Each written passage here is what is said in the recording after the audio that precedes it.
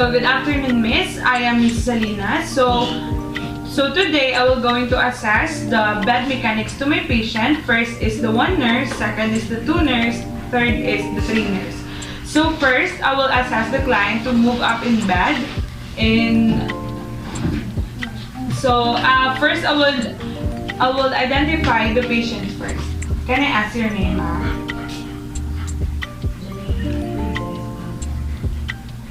How old are you, ma'am?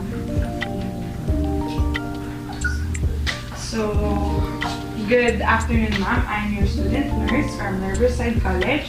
So today, I'm going to assess you to move in bed and can you So first, you need to raise the head of the bed in the highest position that can patient tolerate. Next is assess the patient in a side lying position facing you.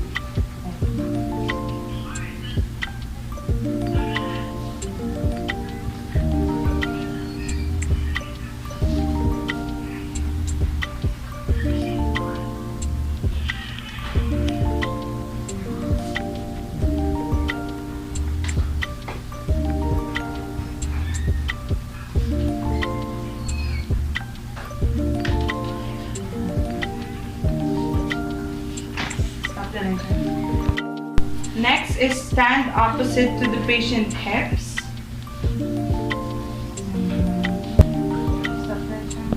Raise the bed in the highest level position, then assist the patient to sit on the bed, assisting his neck and shoulder with his hips.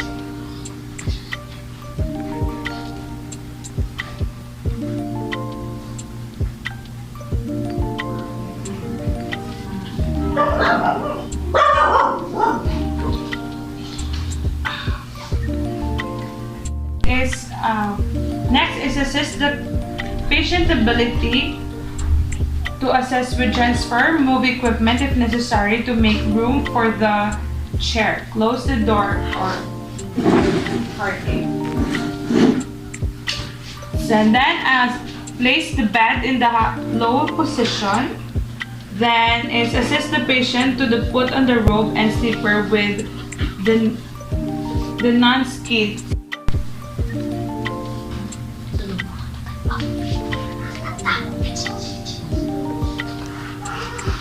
Then position the chair at the bedside. So we don't have any wheelchairs, so instead of wheelchair, I'll just use a chair. So if you're using wheelchair, you need to lock the wheels of the chair, and if appropriate, raise the foot pedals on the wheelchair to the up position and raise the head of the bed to the highest position. And assist the patient in the seat on the side of the bed by supporting the patient's head and neck while moving the patient's legs of the bed to the tangles. Steady the patient in the position of few minutes. So yeah.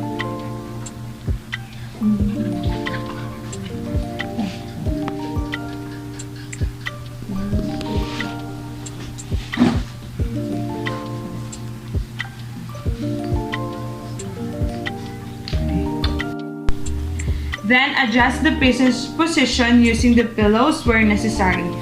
Cover the patient and use restaurant if necessary. A position of the cold bell so it is available for the side. And then wash your hands and do care with the equipment.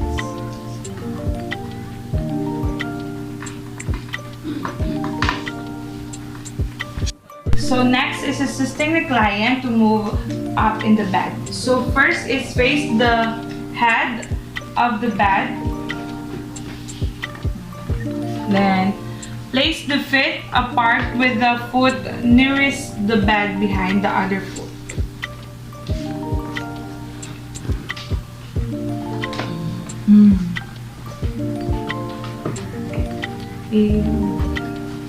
Then, if possible, ask the patient to flex the knees, bringing the feet as close to the buttocks as possible.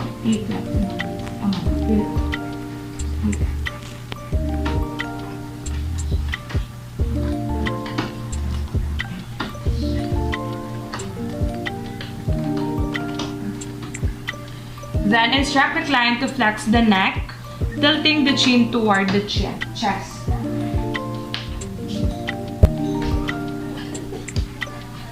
Then, ask the client with limited upper extremity, strength, or mobility to place the arm across the chest. Then flex your knees and hips, those bringing your forearms closer to the level of the bed. Then place the arm that is closer to the head of the bed under the client's shoulder and the other arm under the thighs. And instruct the client to move up in the bed at the count of 3.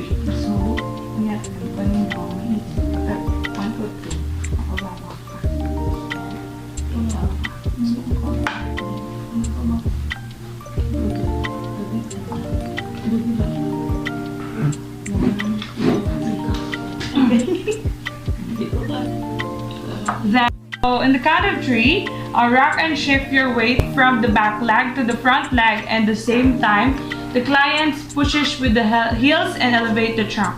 Next is to assess the client's body alignment and pressure point area. If poor body alignment or pressure points are present, use nursing intervention to reduce risk of damage and musculoskeletal system.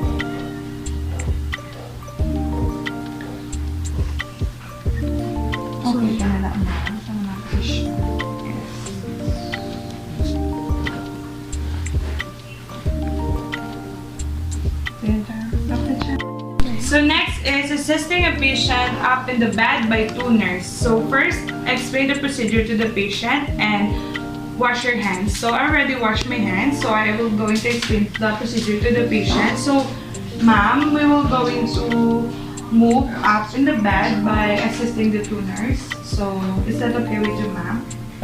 So, next is raise the bed in a comfortable position for you. Adjust the bed in the flat position if patient can tolerate it. With the 2 nurses on opposite side of the bed, lower the side rail. So, in our house, we don't have any flat bed, so instead we just use the 2 sofas. So it's kind of hard, but I will just do the procedure. Next is remove the pillow and place it in the head of the bed.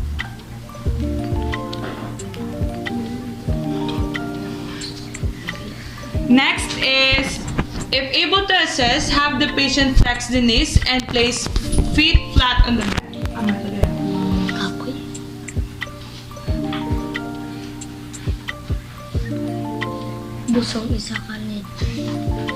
Next is fold the patient's arms across the chest and instruct the patient to flex the neck with the chin on the chest.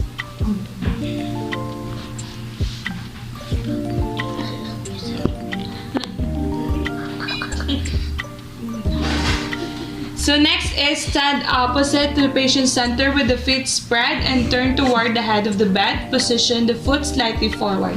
And fold or bunch the draw sheet close to the patient before grasping its secure and preparing to move patient. Then, shift your weight back and forth from the back leg to front leg, and on the count of 3, move the patient upward in the bed. If possible, the patient can assist to move upward by pushing with the legs. Repeat if necessary, and assist the patient to a comfortable position. Reposition the pillow, raise the side rail, and adjust the bed position if necessary. And lastly, wash your hands. So,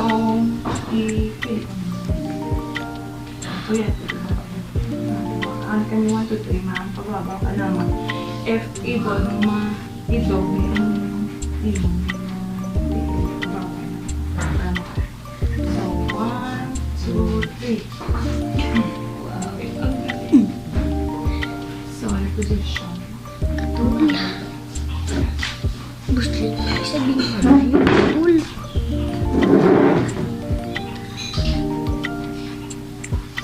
So, after that, wash your hands. Next is the 3-person carry or the 3 nurse. So the 3 nurses stand side by side and face the side of the client's bed. Then each person assume responsibility for one of these areas: head and shoulders, thighs and buttocks, legs and ankles.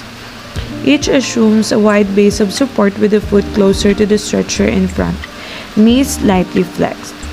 The lifter arms are placed under the client's head and shoulders, thighs, buttocks, and legs and ankles, with their fingers securely around the other side of the client's body. So bring patient to the edge of the bed, and the lifter roll the clients toward their chest. On the count of 3, the client is lifted and held against the nurse's chest. On the second count of 3, the nurse will step back and pivot towards the stretcher, moving forward if needed. And the nurses gently lower the clients into the stretcher by flexing their knees and hips until their elbows are level with edge the stretcher. The nurses assess the client's body alignment, place safety strap across the clients, and raise the side rails, and make the patient in comfortable position. And do care of the equipments and wash hands.